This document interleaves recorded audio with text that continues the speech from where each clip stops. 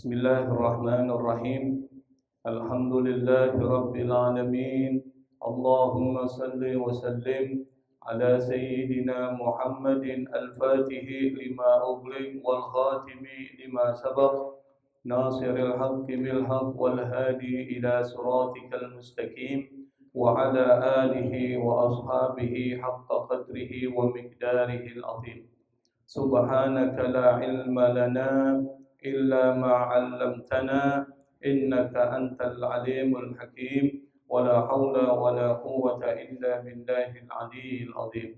Rabbi ishrah li sadri wa yassir li amri wahlul 'uqdatam min lisani yafqahu qawli, amma ba'd. Ma'asyiral hadirin jamaah yang dimuliakan Allah Subhanahu wa taala. Pada pertemuan malam ini kita akan membahas masih di seputar akidah Ahlus Sunnah wal Jamaah yang dipaparkan oleh imam kita, Imam Al-Ghazali.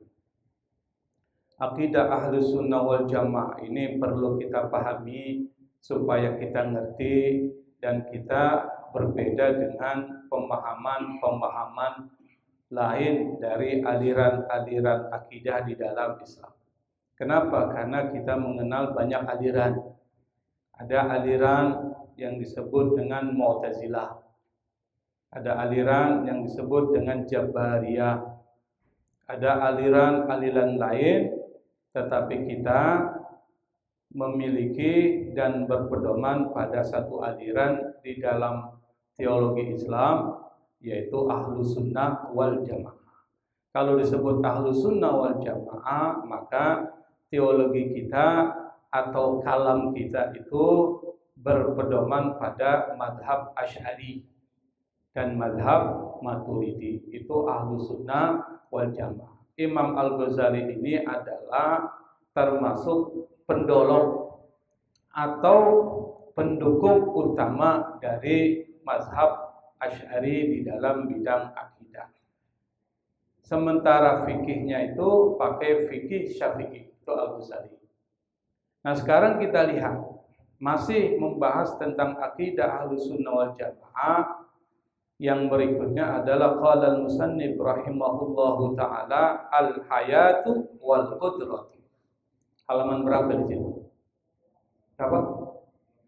12 ya.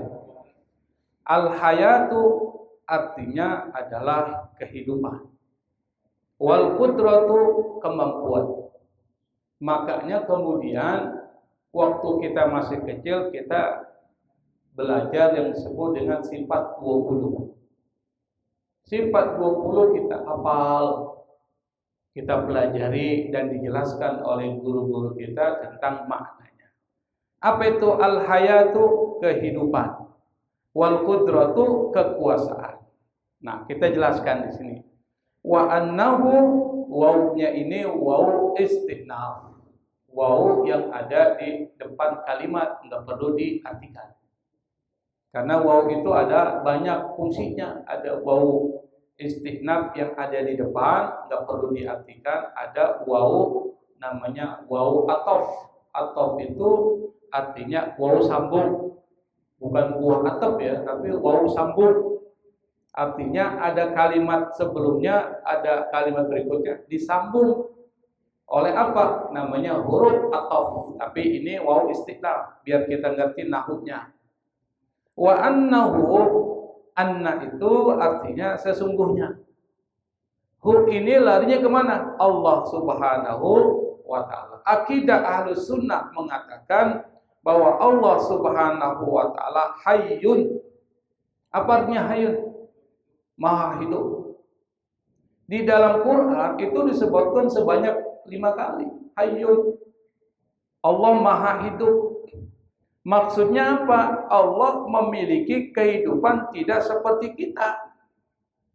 Kalau kita hidup, kita gimana Pak?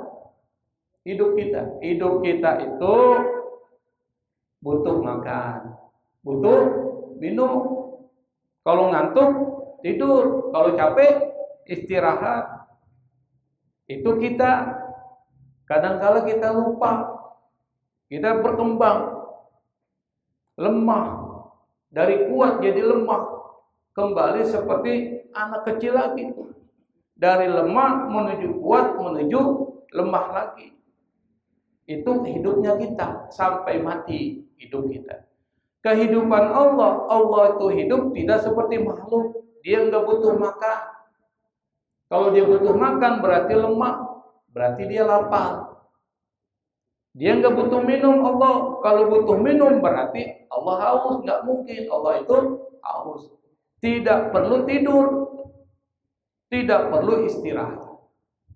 Maka hidupnya Allah Subhanahu wa Ta'ala adalah kehidupan yang tidak sama dengan makhluk. Tidak ada awal. Kalau kita ada awalnya enggak? Ada, dilahirkan tanggal berapa? Kalau orang dulu susah tuh menentukan. Dia pakai pohon kecapi, taruh di depan misalnya. Susah kan orang dulu. Makanya tanggal-tanggalnya itu ditebak-tebak aja. Bang Didi tanggal berapa? Tanggal 5. Saya kira dia lupa pakai pohon depan.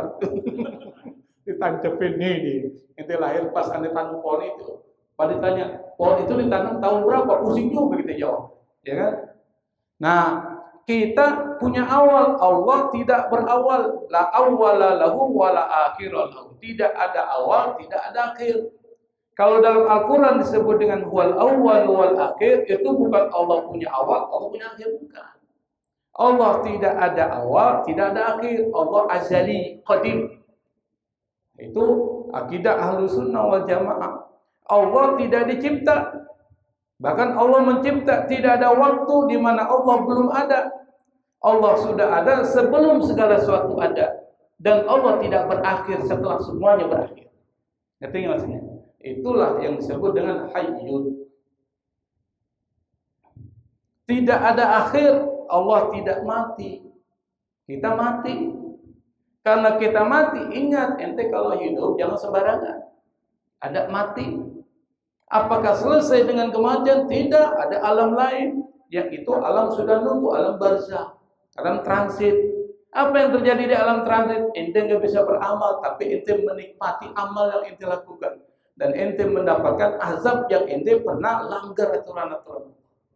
Nah, maka ada yang disebut dengan azab kubur. Jangan anggap enteng.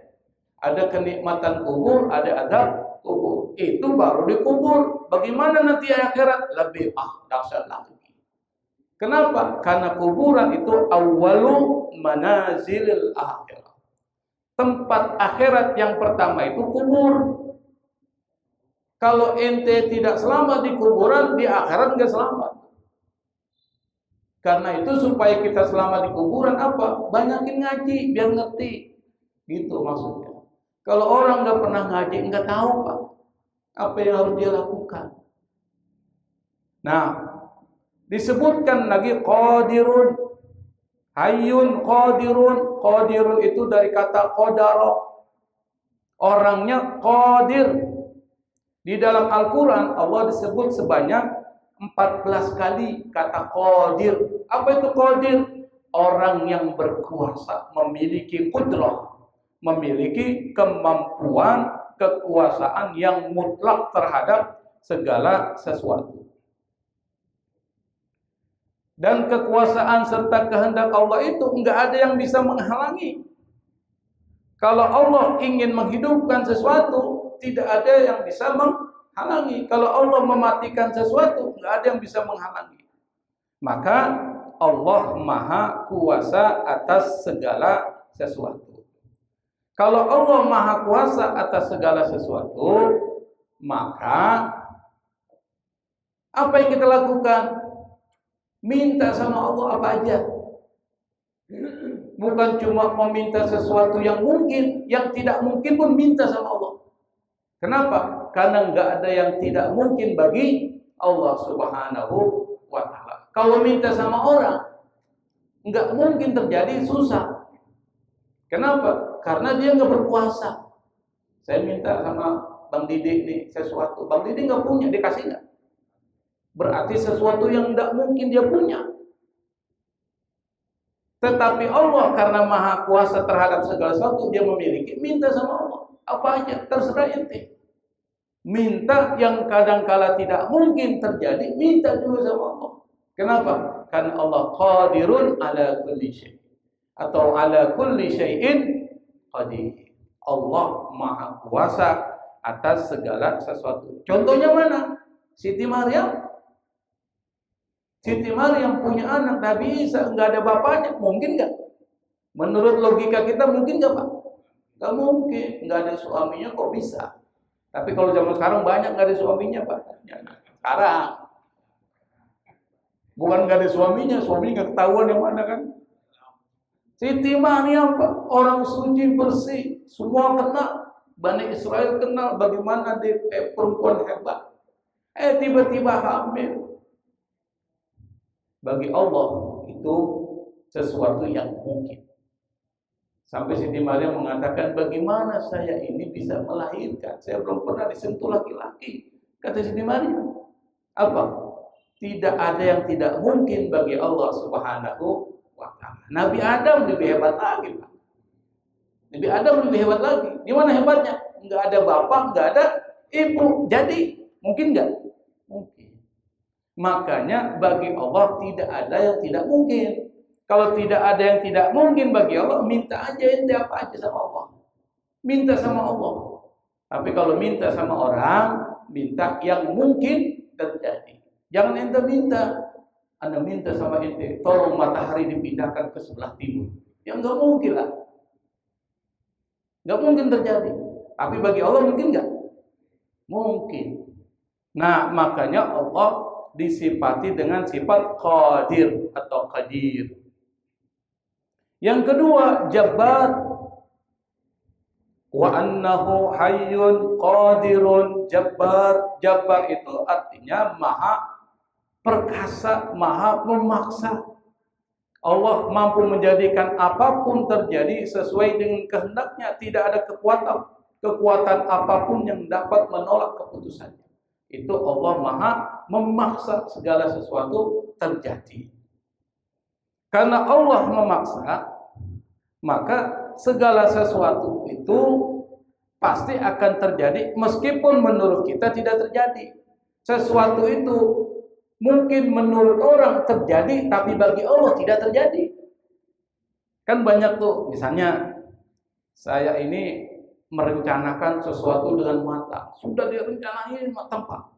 Semuanya sudah dipenuhi syarat-syarat dan rukunnya. Pada hari hanya gagal. Padahal menurut logika, kalau kita sudah persiapkan sesuatu, itu pasti terjadi. Pasti, menurut logika. Tapi menurut logika Allah belum tentu terjadi. Bapak pernah punya pacar nggak? Dulu pernah ya. Dulu kan sebelum kita kawin kan pacar kita si A, si B kan. Gua nanti kawin sama lu nih. Tiba-tiba kawin yang lain tuh. Jadi pengalaman. Pengalaman dia. Pacarannya sama si A, kawinnya sama si B itu. Artinya apa? Allah menentukan sesuatu yang lain. Makanya ada istilahnya. Apa? Masya Allah kan, wa man lam yasha lam yakun. Kalau Allah menghendaki terjadi, terjadi. Kalau Allah tidak menghendaki terjadi, dia tidak akan terjadi. Makanya di situ kita disuruh tawakal sama Allah. Bentuk tawakalnya apa? Kalau inti mau pergi kemana-mana supaya tidak terjadi musibah, doa. Ya kan? Kita pergi nih, mau pergian jauh. Diajari doanya nggak sama Rasulullah? Diajari. Begitu, Pak. Supaya apa? Serahkan semua takdir dan kehidupan kita serta urusan kita hanya kepada Allah. Kenapa? Karena Allah yang memaksa segala sesuatu terjadi dan tidak ada satupun yang mampu menghalangi. Kalau Allah sudah menentukan A, pasti akan terjadi A. Maka orang kalau akidah Ahlussunnah wal Jamaah, dia yakin dengan kekuasaan Allah ini, maka hidupnya itu diserahin sama Allah. Dia enggak atur dirinya sendiri, diserahin sama Allah. Bekerja wajib ya dilaksanakan, tapi soal bagaimana rezekinya itu diserahin sama Allah. Saya mau dapat 50.000, alhamdulillah. Dapat 100.000, alhamdulillah. Enggak dapat juga, alhamdulillah. masih Allah tahan rezeki saya, boleh jadi besok diberikan lebih. Orang berpikiran yakin sama Allah Subhanahu wa Ta'ala. Yang kedua, yang berikutnya adalah qahirun. Qahirun itu artinya mengalahkan. Maksudnya apa? Allah memiliki kekuasaan mutlak sehingga semua makhluk manusia, alam, bahkan hukum-hukum alam tidak bisa menolak kehendak Allah Subhanahu wa Ta'ala. Apa yang Allah tetapkan pasti terjadi dan semua berada di bawah kendali Allah Subhanahu wa Ta'ala. Seperti yang saya contohkan tadi, ada orang sudah merencanakan usaha dengan sangat matang teliti. Semua sudah dicek satu persatu, Pak. Yang menurut logika 90% pasti terjadi, pasti terlaksana. Kenapa? Sudah matang. Tiba-tiba Pak, hujan gede. Itu pelampang yang udah dibangun tuh udah matang tuh, hujan gede ke bawah angin, Pak. Rubuh. Tiba-tiba rumahnya rubuh ke bawah angin, Pak. Terjadi nggak? Kenapa? Karena Allah Maha mengalahkan segala sesuatu. Bencana alam, Pak.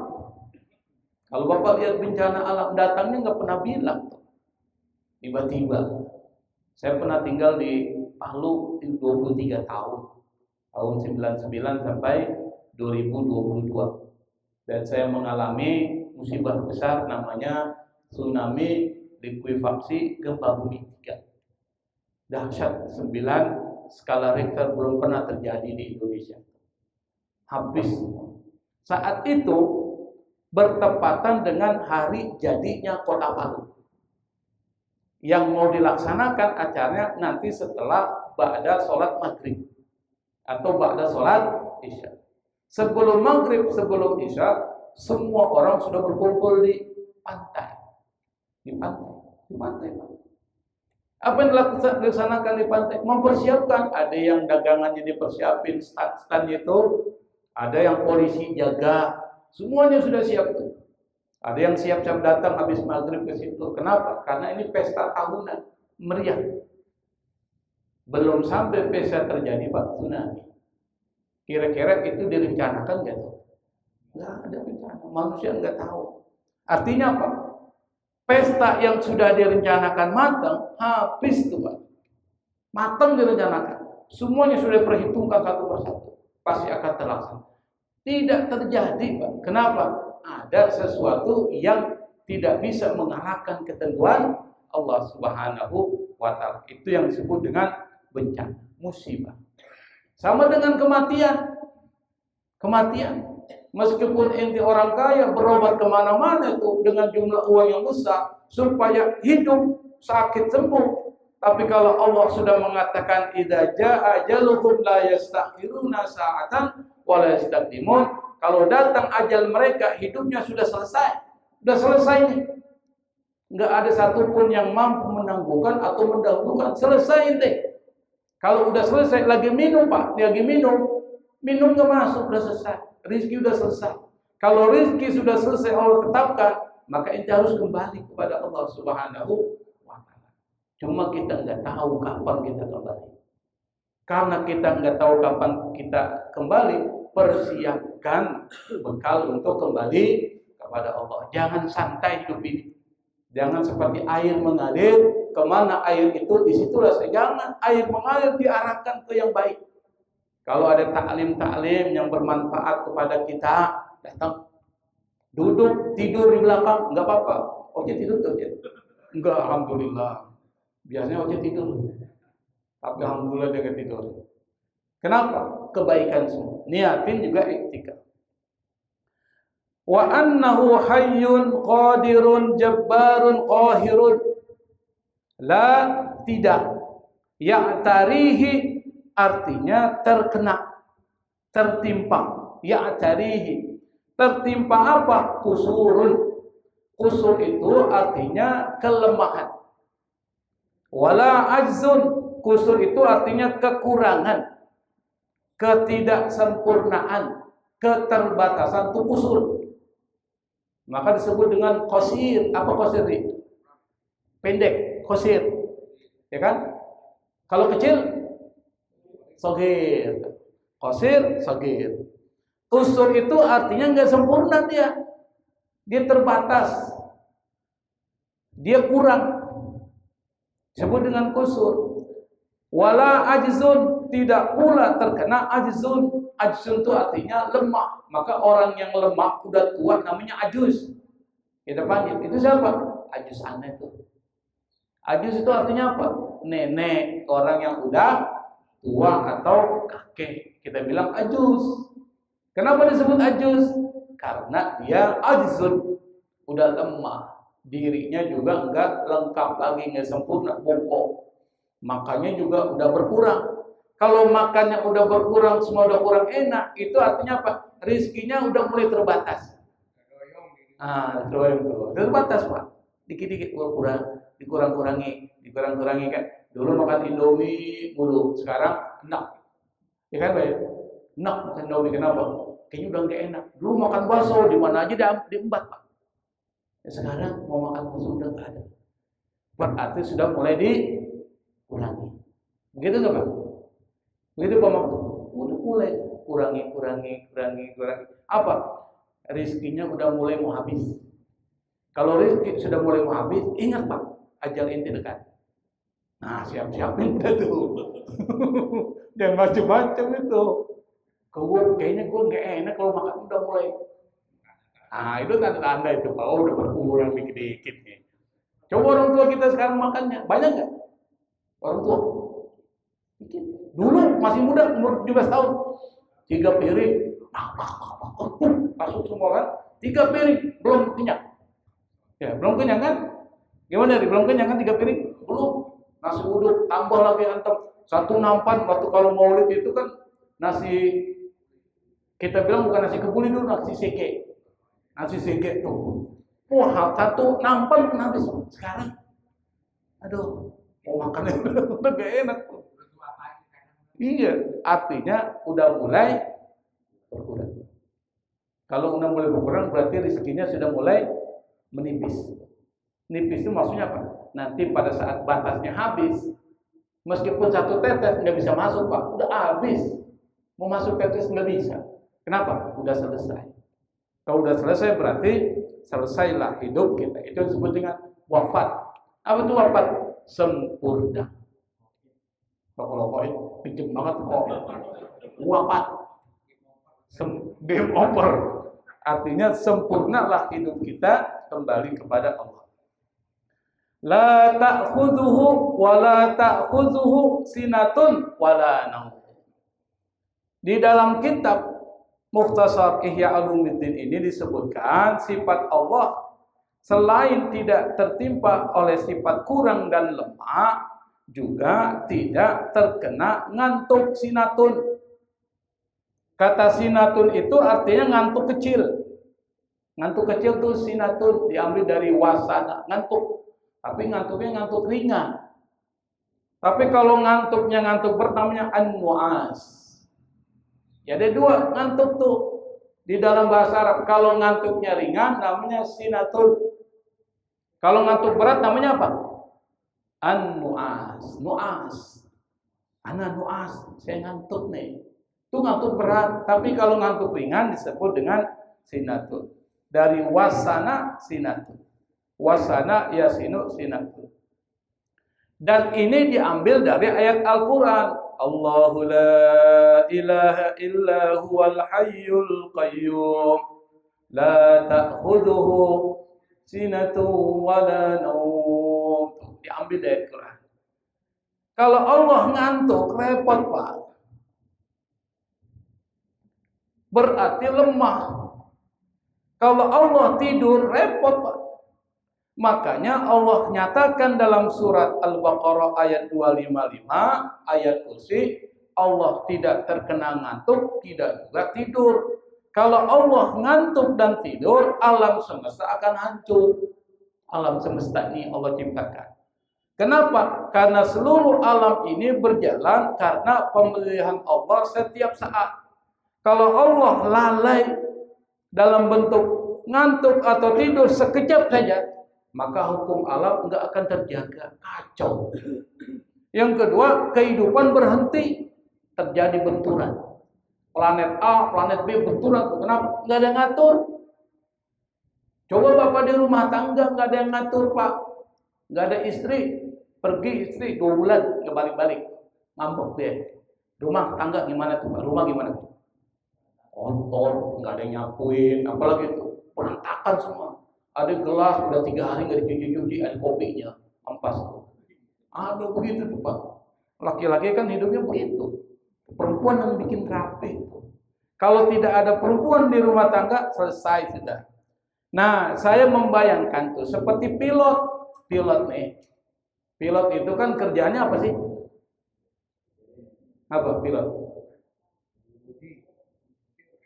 Nyetir pesawat disetir gitu ya. Mengemudikan pesawat. Lagi ngemudikan pesawat tertidur tuh pilot. Lagi nerbangin. Apa yang terjadi?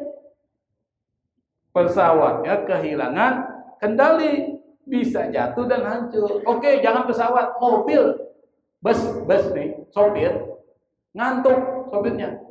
Apa yang terjadi, Pak? Tabrakan, banyak tabrakan terjadi gara-gara ngantuk.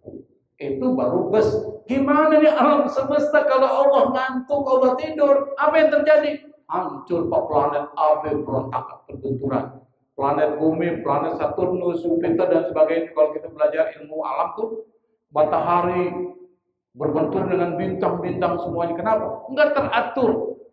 Matahari bergeser saja 0,00% nih, 0,001% aja bergeser matahari dari pusat peredarannya, itu bumi ini bisa terbakar, Pak.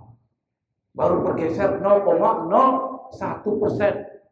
Bayangkan kalau bergesernya panjang karena yang jaganya ngantuk. Tempat parkiran juga kalau yang jaga ngantuk, motor hilang.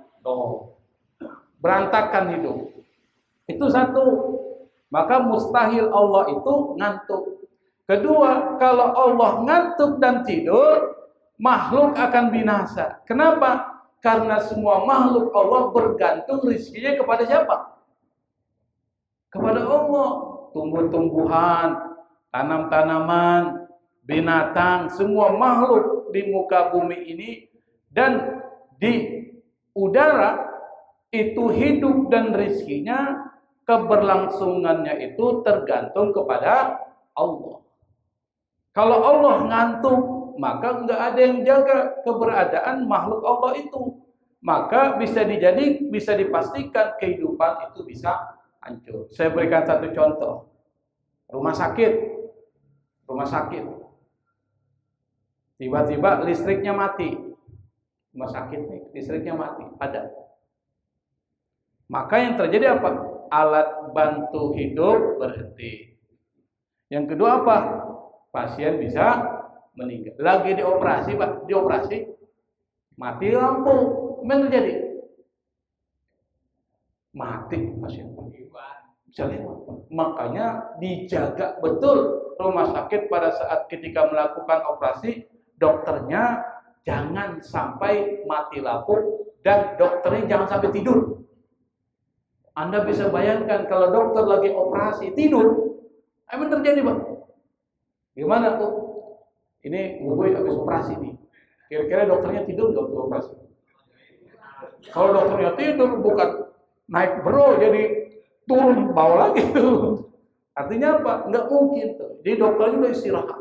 Kenapa? Supaya fit. Ya. Kalau dia berkeringat, siapa yang gosokin? Susternya. Keringat aja bisa mengganggu. Maka digosokin. Bagaimana kalau dia ngantuk itu? Itu baru dokter. Kalau alam semesta ini Allah ngantuk, habis Pak rezeki kita. Kehidupan semua makhluk yang ada di muka bumi ini akan hancur. Maka pantas kalau Allah mengatakan la ta'khudhuhu sinatun wala naum. Allah enggak tidur, Allah enggak ngantuk. Wala yu'ariduhu fana'un wala mautun. Allah tidak. Kata arada, yu'aridu itu maknanya banyak. Maknanya bisa bertentangan.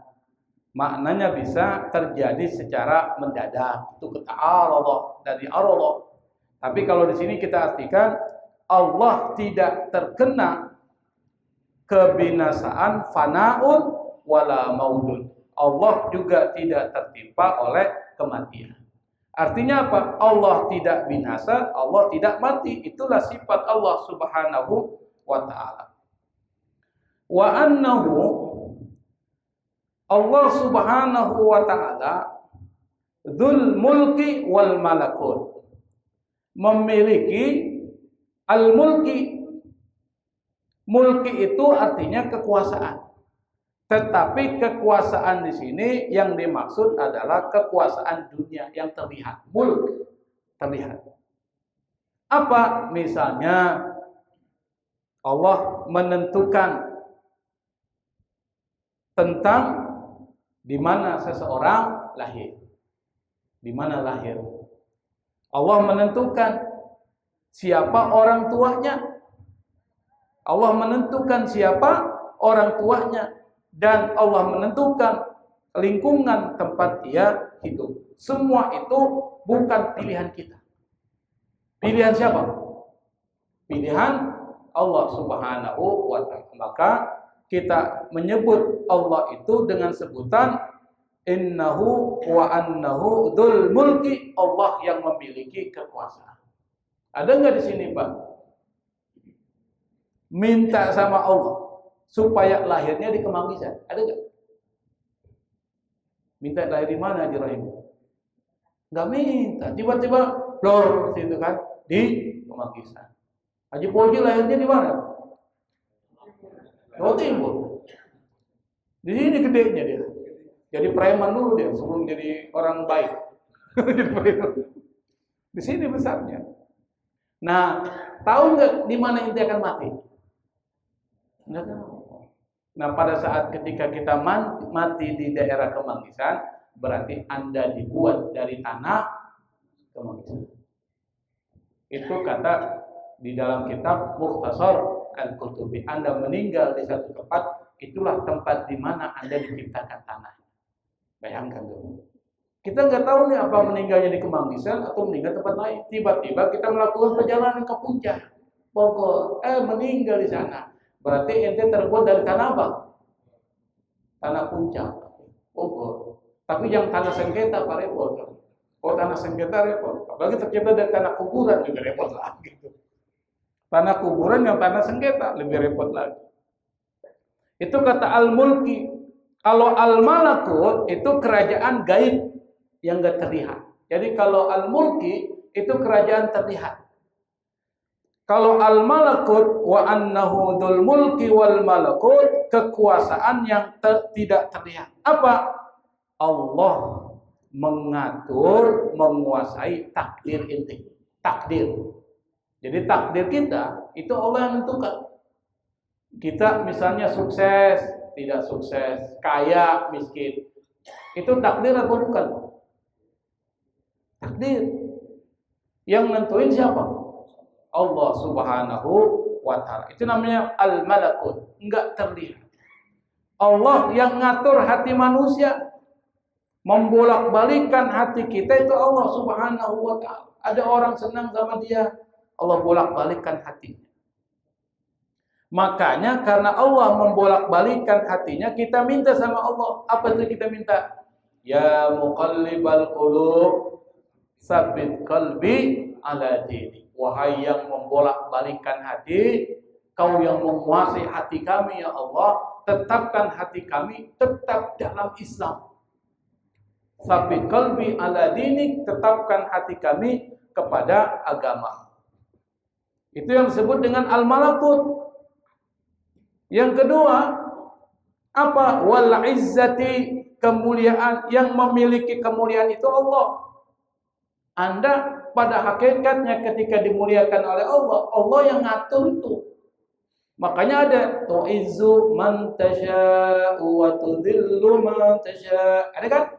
Kita baca ya malikal mulki tu'til mulka man tasya'u wa tanzi'ul mulka mimman tasya'u wa tu'izzu man tasya'. Tu'izzu man tasya'.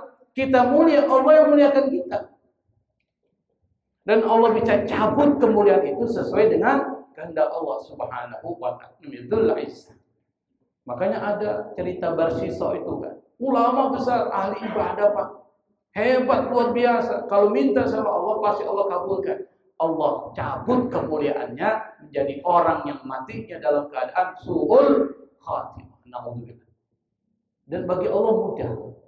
Allah bolak-balikkan hati orang dan Allah muliakan orang dan Allah jatuhkan kemuliaan itu bagi Allah mudah. Di Indonesia banyak Allah angkat dia. Tapi karena dia lupa, Allah jatuhkan dia. Begitu kan? Maka kalau kita udah ada di atas, Pak, ingat bahwa yang angkat kita siapa? Allah Subhanahu wa ta'ala. Maka rendah hati kepada Allah dan rendah hati juga kepada orang yang ada di bawahan kita. Itu caranya begitu. Dzul Izzati wal Jabrut. Apa itu Jabrut? Jabrut itu artinya keperkasaan mutlak. Maksudnya apa? Jika Allah berkehendak, maka tidak ada yang bisa menolak dan tidak ada yang bisa melawan. Nggak ada yang bisa menolak takdir, nggak bisa Pak. Nggak bisa. Kalau Allah sudah berikan sakit, sakit ente. Meskipun ente lawan tuh sakit, nggak bisa. Ada yang bisa lawan penyakit? Nggak bisa. Ada yang bisa lawan COVID? Nggak bisa. Kalau ente sudah mulai mati, mau lari kemana? Kena. Mau mati ini udah ajalnya, ente mau lari kemana? Walau kuntum fi burujin musyayadah. Kata Allah, walaupun kau bersembunyi di benteng-benteng yang sangat kuat, dan di dalam benteng itu ada tempat lagi sampai kau terlindungi. Kalau udah ajal datang, itu mau lari kemana? Makanya ada cerita itu kitab Ihya Ulumuddin tentang Nabi Sulaiman. Nabi Sulaiman ini kan punya salah satu mukjizatnya apa? Bisa memerintahkan angin. Angin diperintahkan sesuai dengan kehendak Nabi Sulaiman. Di samping Nabi Sulaiman itu ada pembantunya yang suka melayani Nabi Sulaiman, urusan-urusan yang terkait dengan rumah tangga Nabi Sulaiman, pembantu. Tiba-tiba datang orang. Datang ini malaikat Israel. Malaikat Israel datang ketemu Nabi Sulaiman, tapi wajahnya wajah orang, menyerupai wajah manusia. Datang kepada Nabi Sulaiman, ngobrol. Enak ya ngobrol dengan malaikat Israel, Pak? Ngobrol-ngobrol. Ini obrolin apa? Kita nggak tahu. Ngobrol-ngobrol. Tiba-tiba pembantu Nabi Sulaiman, dia dipandang oleh orang itu, dipandang terus, pandangin. Kan risih. Kalau kita dipandangin orang kan risih kan. Setelah orang itu pergi, pembantu Nabi Sulaiman tanya sama Nabi Sulaiman, majikanku yang datang siapa tadi? Saya dilihatin terus ya. Yang datang tadi malaikat Israel. Oh, kaget ya Pak. Malaikat mau. Waduh, gue dilihatin terus nih. Jangan-jangan gue mau cabut nyawa gue nih. Bahasnya begitu kan? Kalau gitu gue mau harus menghindar dari tempat ini. Dibilang kepada Nabi Sulaiman, wahai Nabi Allah, bisa enggak kau perintahkan angin membawa saya dari tempat ini ke tempat yang paling jauh fi ardil, di tanah Hindia. Karena Nabi Sulaiman tinggal di mana? Di mana Nabi Sulaiman? Kerajaannya. Di mana? Di Palestina. Palestina. Jauh enggak antara Palestina dengan India? Jauh. Jauh enggak? Pernah ke India? Pernah nonton filmnya? Kalau ke sana belum pernah. Akhirnya Nabi Sulaiman perintahkan angin bawa orang itu ke India. Tidak lama setelah itu, malaikat Israel yang menyerupai wajah manusia datang kembali ke Nabi Sulaiman. Nabi Sulaiman karena penasaran ditanya, tadi kau memandang ke wajah pembantuku dengan pandangan yang begitu tajam, ada apa? Kata malaikat Israel, dia bilang, saya ini heran. Saya diperintahkan Allah untuk cabut nyawa orang itu di India. Kok orang ini masih di sini? Padahal waktunya udah berapa menit lagi. Menurut logika nggak mungkin ya. Dicabut nyawa orang itu di India, sementara dia masih di sini. Nggak mungkin dia pergi ke India kan? Logikanya nggak sampai. Ternyata angin bawa dia ke India. Saya cabut nyawanya di sana, saya kembali lagi ke sini. Artinya apa? Ente mau lari kemana? Mau lari kemana?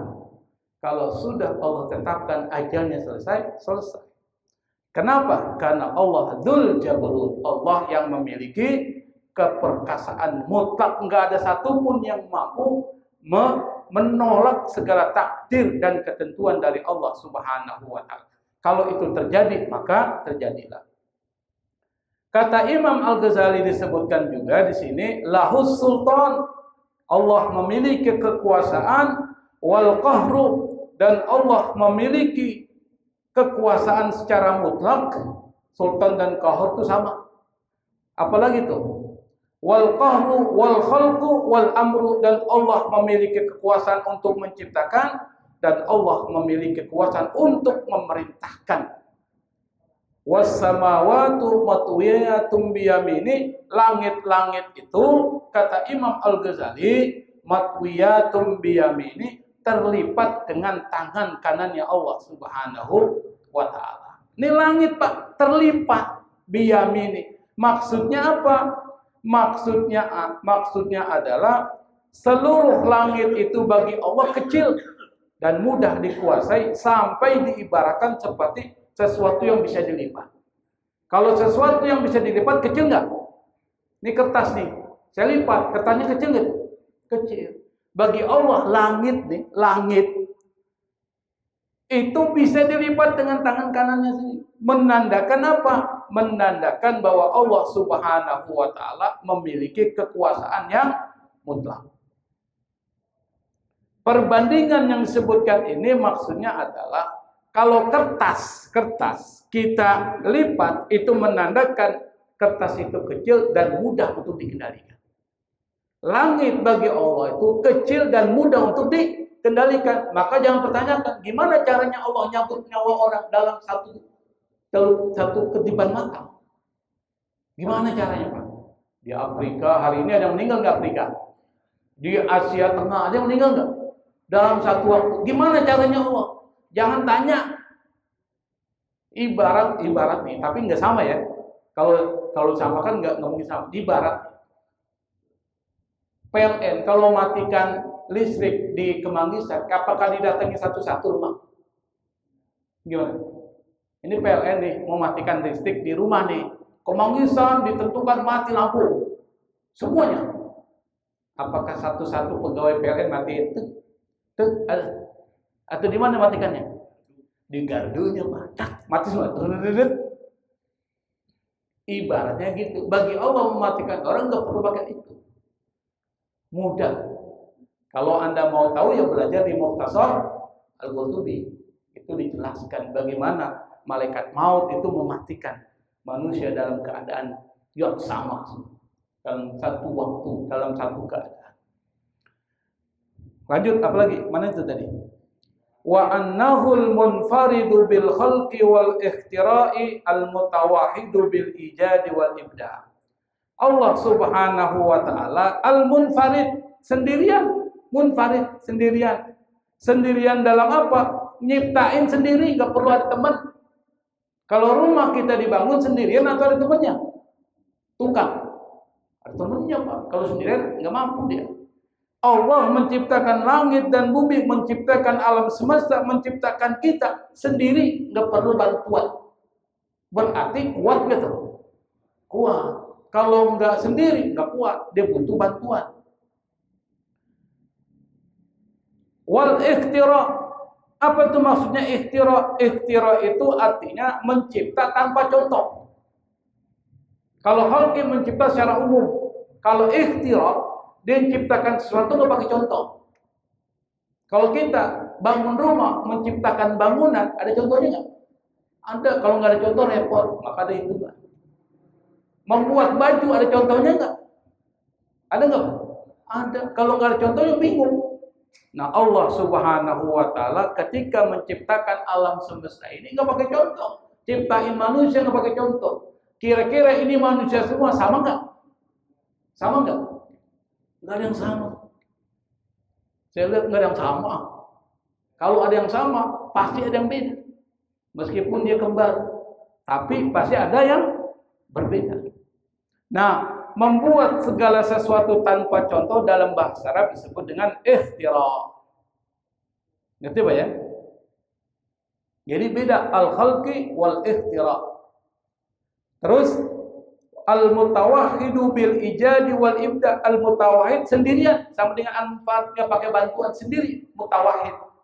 Bil ijadi wal ibda. Dalam menciptakan segala sesuatu, ijad dan ibda itu sama.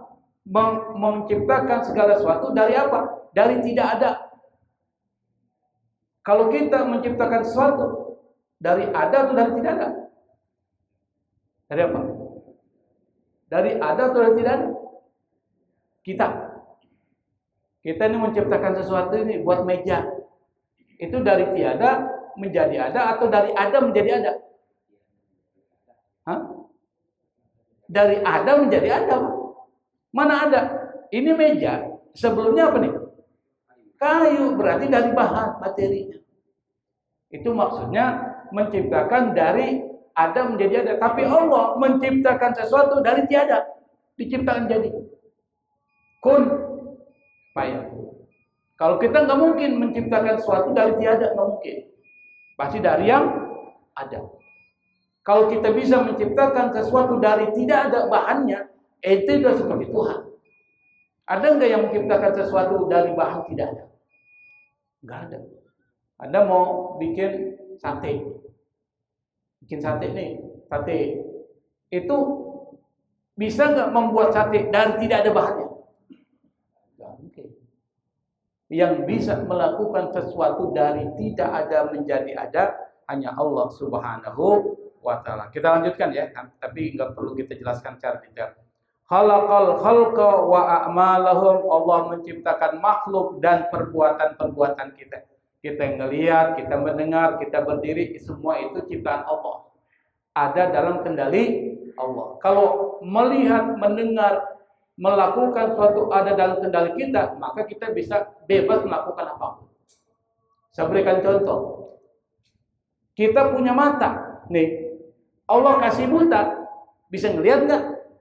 Nggak bisa. Berarti melihat, mendengar kita itu tergantung dari kendalinya Allah Subhanahu wa ta'ala. Maka jangan sombong. Itu satu. Yang kedua disebutkan di sini adalah wa qadara arzaqahum wa ajalahum. Allah menentukan rizki-rizki mereka dan ajal-ajal mereka. Rizki Allah udah tentuin, nggak akan ketukar. Di sini tukang nasi uduk, di sini tukang nasi uduk, jualan sama-sama, nggak usah khawatir. Rizki nggak ketukar, nggak usah saling menzalimi. Nggak mungkin. Pasti Allah sudah atur rezeki kita. Maka jangan ambil rezeki orang lain. Maksudnya apa? Mencuri, merampok, menipu, manipulasi. Jangan. Kenapa? Rezeki ente udah ditentuin Allah.